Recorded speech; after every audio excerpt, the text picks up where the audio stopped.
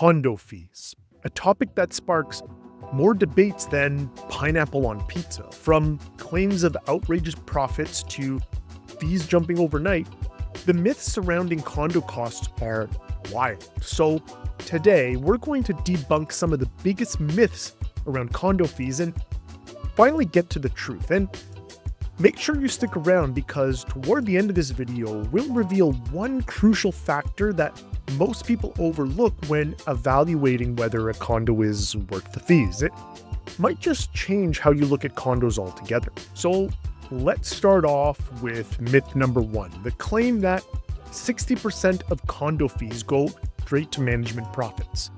I mean, it sounds pretty scandalous, right? Like you're building managers rolling up in a Lambo funded by your fees. But here's the thing, it's not even close to true. So here's what a real Toronto condo budget looks like. You can look at this one right here. Administration, which includes management fees, is just 6.9% of the total budget. Yes, 6.9%, not 60%. So where's the other 93% going? Let's break it all down. Utilities take up the largest share at around 18%, covering essentials like heating, hydro, and water. Then there's the reserve fund sitting at 11%. This is your rainy day fund for big repairs and replacements like a new roof or major mechanical systems. Then there's maintenance contracts like HVAC servicing and janitorial staff that make up about 10.8%, ensuring the building runs smoothly. Ongoing repairs and maintenance, everything from plumbing to carpet cleaning, take up around 3%.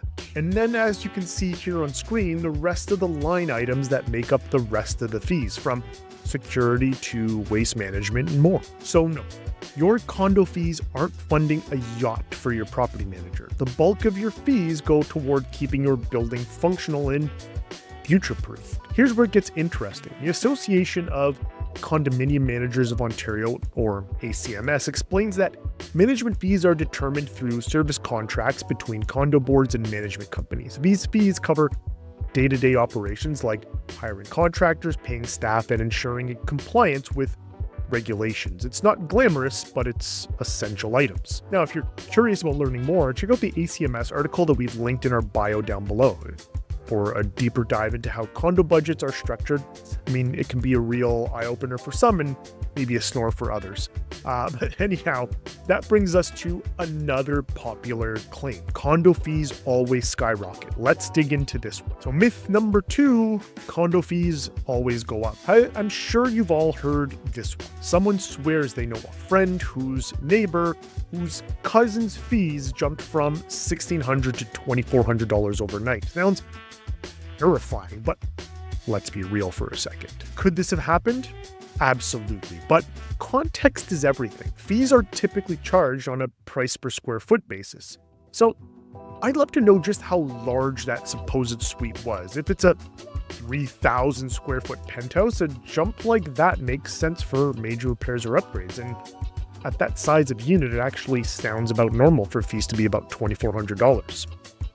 Now, here's where larger jumps in fees sometimes happen: special assessments. These are one-time fees charged to cover big capital expenses like replacing an elevator or repairing a roof. Condo boards might choose a special assessment over raising monthly fees because it addresses the expenses in one shot, rather than depleting the reserve fund or hiking fees long term. Think of it this way.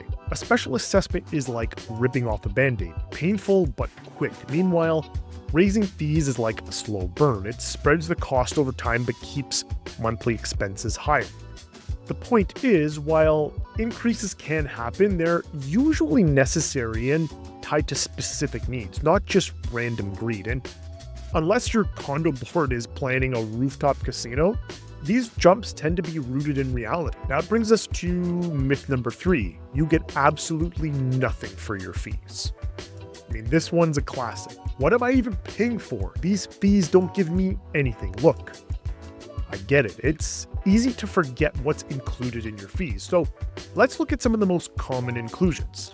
So we've got cleaning and landscaping, security, concierge services, shared utilities, building insurance, maintenance of amenities like gyms or pools. Now, I know what some people think. Fees are all about fancy amenities like gyms, pools, and saunas. And yes, sometimes they are, but if you had all those things in your house, for example, imagine how much more expensive your maintenance would be.